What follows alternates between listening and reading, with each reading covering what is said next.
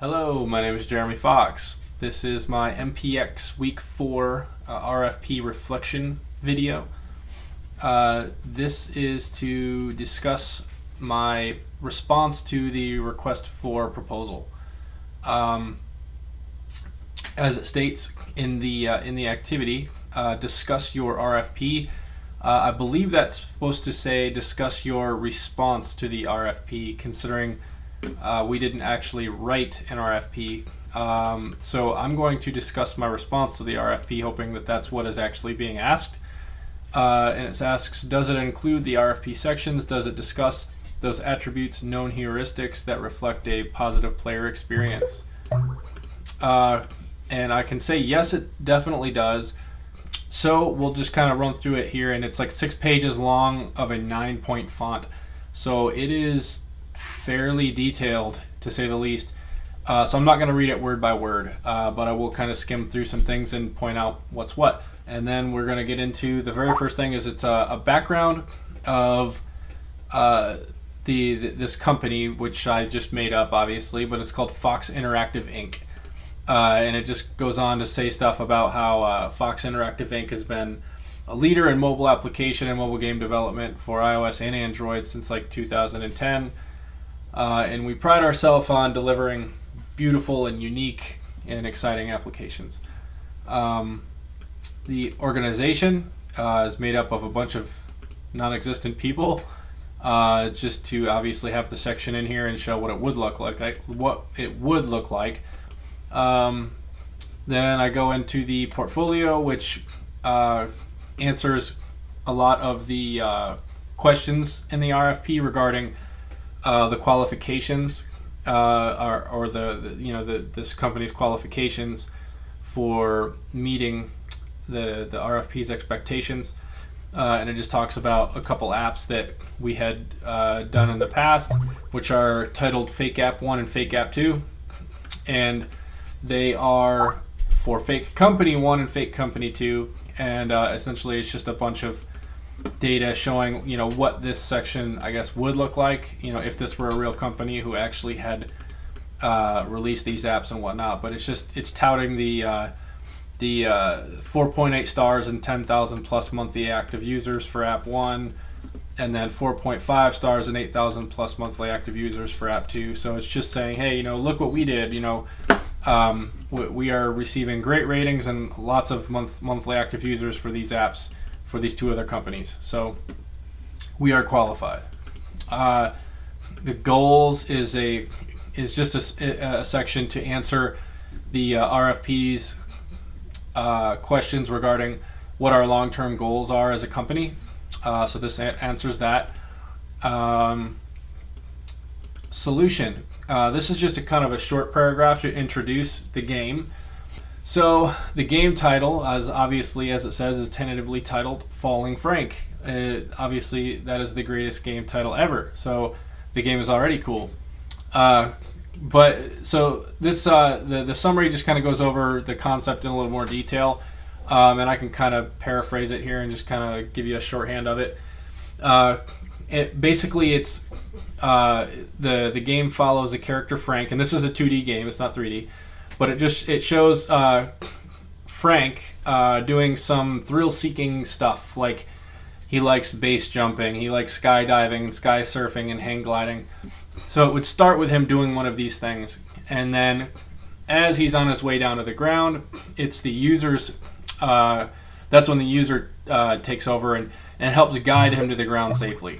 The further levels, the further you get into the game, the higher and higher he will come from. So like the base jumping things could be like one of the first levels because it's not very far to the ground.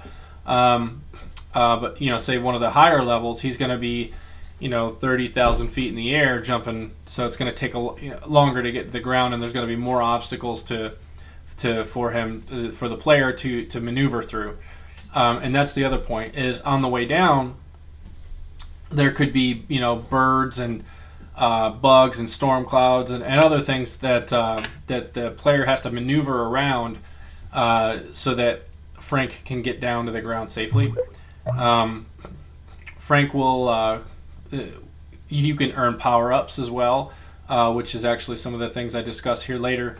But so as you get further into the game and you start collecting more and more points, you can earn power-ups, which would be like extra parachutes in case your original one is damaged, jetpacks and things of that nature, additional health, shields, padding, and stuff. So the controls, I'll just kind of summarize this real quick. The controls there'll be 2 options for controls, so the user will have a choice to choose which they prefer.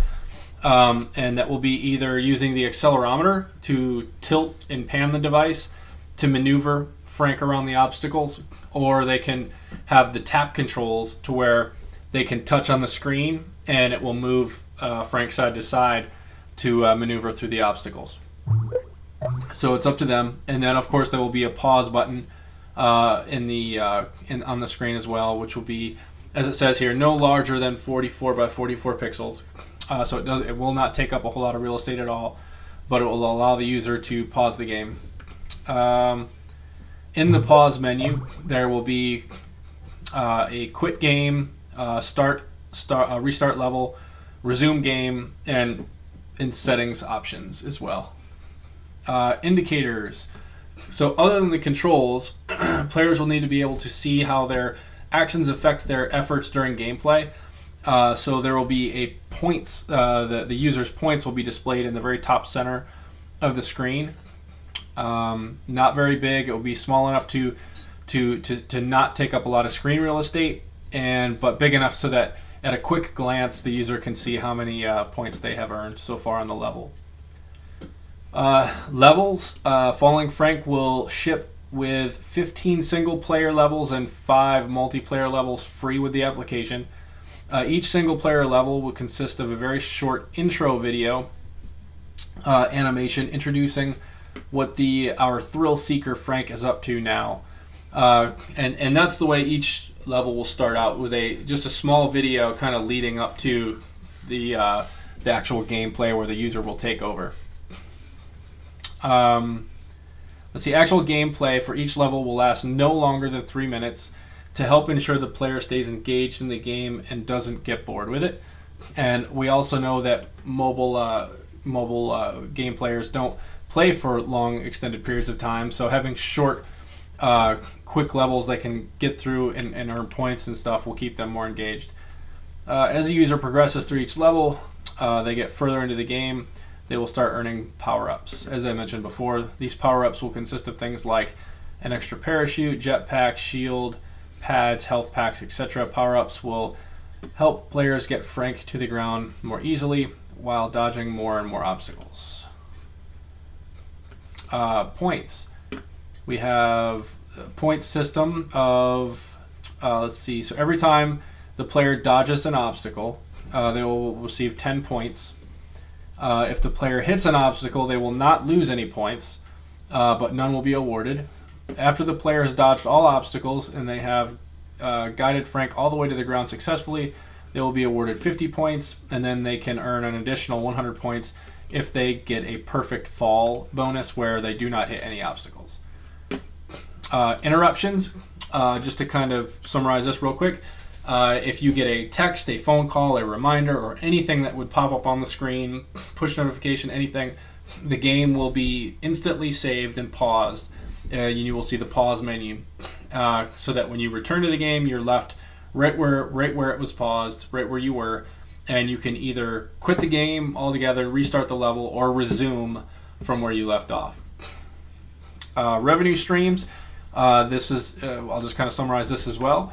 So the game will come with 15 single player and 5 multiplayer levels, but there will be additional 20 single player levels and additional 10 multiplayer levels that will be available through in-app purchases.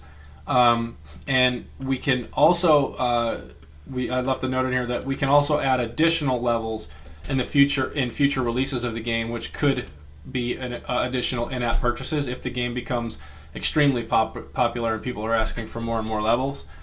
Multiplayer support will be implemented as it's requested in the RFP, which is play when you can. There will never be a need for 2 players to actually be synced up and playing at the same time. And the way that the multiplayer levels will work is you can challenge a friend, and then you would go first, being the challenger, and then so you would go and do one level, get Frank to the ground safely, and then once you're done, then your opponent would go, and he would play the exact same level, and whoever gets the most amount of points at the end of the level is the winner for that level. And then you can either re-challenge your opponent, or just go ahead and go to the next level and see who gets the most out of all the multiplayer levels. And that's pretty much how it works. And of course, like I said, there's no need for both players to be playing at the same time. Once you're done playing with your level, and you can even pause it, in the middle of playing the game of the level, come back at any time and resume and finish it at your convenience. Once you're done, it'll pass to the next player, and then they can take their turn. In-game help. So we will have a help system, which is will be available from the game's main menu, or while in playing a level, just by pressing pause and then tapping on settings. But in the help menu, there will be things. It says the help will provide details, including short videos explaining how everything works, from the goal of the game and the controls to how players earn points, and helpful hints to succeed. So there will be all kinds of help. Platforms, just to quickly summarize this, will be Apple iOS and Android devices. Android specifically targeting the popular HTC and Samsung devices per the RFP. And then it says both platforms will utilize a universal binary, so they can be played on tablets and phones. The distribution mechanism will be the respective app stores for each platform. So the Apple App Store for iOS and the Google Play Store for Android. Timeline. Per the RFP, we will have the initial 2D game prototype created and user tested by the 12th, and then delivered to MPX by the 15th. And then we will undergo another series of user testing on the final 2D game by September 10th, and then deliver the final 2D game render to MPX by September 26th. And then by December 5th, 2013, the game will have gained featured status, and by January 16th, 2014, the game will achieve a minimum rating of 75%. Budget initial 2D game prototype will be $3,000. And to break that down, it's the iOS game development will be $1,000, Android is $1,000. We will be receiving graphics from MPX for the game, so that's no cost. QA tested will be $500, and user tested and user testing reports is $500. Final 2D game render will be a total of $20,000. The iOS game development will be $7,000, and the Android, of course, will be another $7,000. Again, MPX will be supplying the graphics, so no cost there. QA tested will be $4,000, and another couple rounds of user testing and creating user testing reports will be $2,000. So leaving that for a total overall budget of $23,000. And that wraps up the project proposal. The last thing I'm supposed to mention here is just kind of articulate my experience in MPX and leave any suggestions for future students. I really don't have any suggestions. A lot of the info this month was really good. So really all I can say is just, read through all the articles that are provided and stay up to date and get started on your work early so that you don't fall behind. And I had a good time doing these projects this month and evaluating the games and learning about the game usability heuristics. So I enjoyed it. I'm sure you will too. So that's all I have now. So thank you for watching.